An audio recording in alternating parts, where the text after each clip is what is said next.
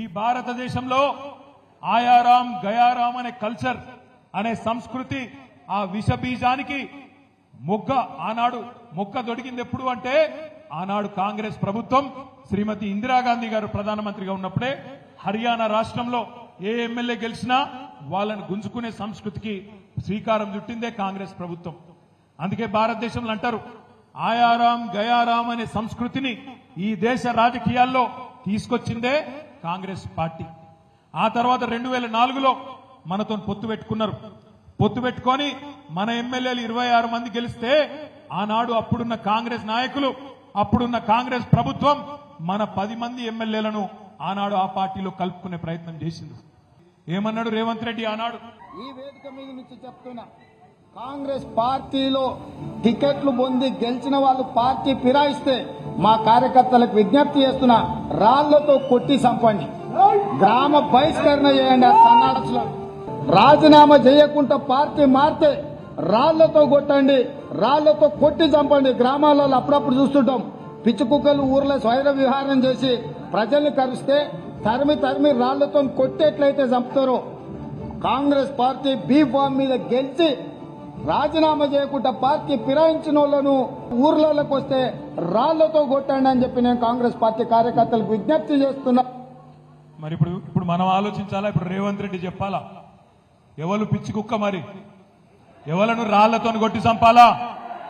ఒక party B form మీద గెలిచినోడు ఇంకో పార్టీలకు పోతే మీ చెమటతో మీ రక్తంతో మీరు గెలిపిస్తే గెలిచినోడు ఇంకో పార్టీలకు ఫిరాయిస్తే ముఖ్యమంత్రి రేవంత్ రెడ్డి చెప్పిండు, ఏమన్నాడు? రాళ్లతోని కొట్టి చంపమన్నాడు. నేను అంటలేను, నేను అంటుంది ఏంటంటే రేవంత్ రెడ్డి చెప్పిండు. మరి ఇలా ఎవరిని కొట్టాలి? రాళ్లతోని రేవంత్ రెడ్డిని కొట్టన్నా? పిచ్చి కుక్కలేక ఎవరిని కొట్టాలి? లేకపోతే మీ ఎమ్మెల్యే సంజయ్ని కొట్టన్నా? ఎవరిని కొట్టాలి మరి? అందుకే అంటున్నా, ఎవరిని రాళ్లతోనో ఇంకోటి దాంతోనో కొట్టే అవసరం లేదు. రేవంత్ రెడ్డి నువ్వు మొగోను అయితే, నీకు దమ్ముంటే తీసుకున్న 6 ఎమ్మెల్యేలతో రాజీనామా చేపి ఓట్లతోని కొట్టి ఆ 6 కూడా శాశ్వతంగా రాజకీయ సమాధి చేసే బాధ్యత తెలంగాణ సమాజం తీసుకుంటుందనే మాట నేను విజ్ఞప్తి చేస్తున్నా. రేవంత్ రెడ్డి రెగ్యులర్ గా అంటుంటాడు మొగోనివైతే ఇజ్జేయి, మొగోనివైతే అజ్జేయి. నేను అంటున్నా రేవంత్ రెడ్డి, మొగోనివైతే ఆ 6 రాజీనామా చెప్పి ఎలక్షన్లకు రా, జగిత్యాలకు రా, జగిత్యాల ప్రజలు సమాధానం చెప్తారనే మాట నేను విజ్ఞప్తి చేస్తా ఉన్నా. ప్రజలు ఇప్పటికే ఒక్కొక్కటిగా అర్థం చేసుకుంటా ఉన్నారు. మరి ఇప్పుడు పిల్లలు రోడ్డు ఎక్కినరు ఆల్రెడీ. ఉస్మానియా యూనివర్సిటీలో ఇతర యూనివర్సిటీలలో ఇప్పటికే ఆందోళనలు చాలు అయినాయి.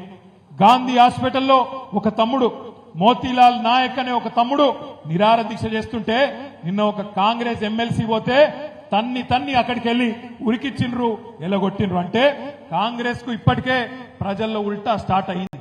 ఉద్యోగాల విషయంలో మోసం అర్థమైంది, రైతు భరోసా విషయంలో మోసం అర్థమైంది, రుణమాఫీ విషయంలో మోసం అర్థమైంది, మహిళలకు పైసలు ఇయ్యరని అర్థమైంది, కరెంటు రాదని అర్థమైంది, ఎరువులు విత్తనాలు దొరకాయని అర్థమవుతున్నాయి, చెరువులు ఎండుతున్నాయి, కండ్ల ముంగట్నే కనబడుతున్నది, పట్టణాభివృద్ధి ఆగిపోయింది, కండ్ల ముంగట్నే కనబడతా ఉన్నది, పెట్టుబడులు ఆగిపోయినాయి, రైతుల జీవితాలు అస్తవ్యస్తమవుతున్నాయి.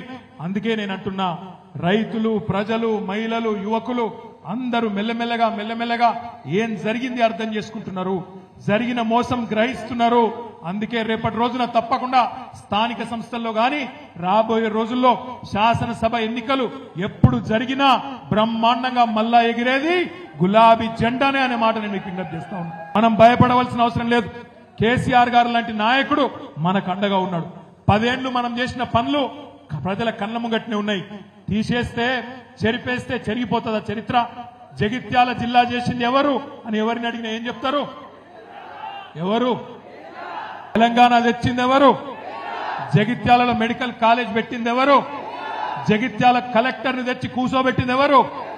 జగిత్యాలలో ఎస్పీని తెచ్చి కూర్చోబెట్టింది ఎవరు? జగిత్యాలలో ఈ అవులగాన్ని ఎమ్మెల్యే చేసింది ఎవరు? గదే అంటున్నా. మరి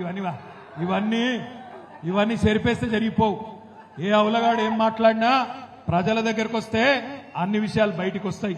అందుకే నేను అంటున్నా, మనం ఎవరో గురించి ఒక్కడు పోయిండని భయపడే అవసరం లేదు. మీ అందరున్నారు, మనకు ప్రజల ఆశీర్వాదం ఉంది. తప్పకుండా ముమ్మాటికి నేను చెప్తా ఉన్నా, ఎంగిలి మెతుకుల కోసం ఆశపడే కొంతమంది హౌలగాళ్ళు పోతే పోయిండొచ్చు, బాధపడే అవసరం లేదు. మీకు మేమందరం అండగా ఉంటాం. లోకల్ బాడీ ఎన్నికల్లో మీ కండగా మేమందరం ఉంటాం. నేను జగిత్యాలలో తప్పకుండా గల్లీ గల్లీ తిరుగుతా, కవితక్క కూడా వస్తది, తప్పకుండా తిరుగుతుంది, తప్పకుండా మీ అందరికి అండగా ఉంటామని చెప్పి కూడా తెలియజేస్తూ, ఎట్లనైతే కష్టపడి ఎమ్మెల్యేని గెలిపించినామో అంతకంటే డబల్ కష్టం చేద్దాం.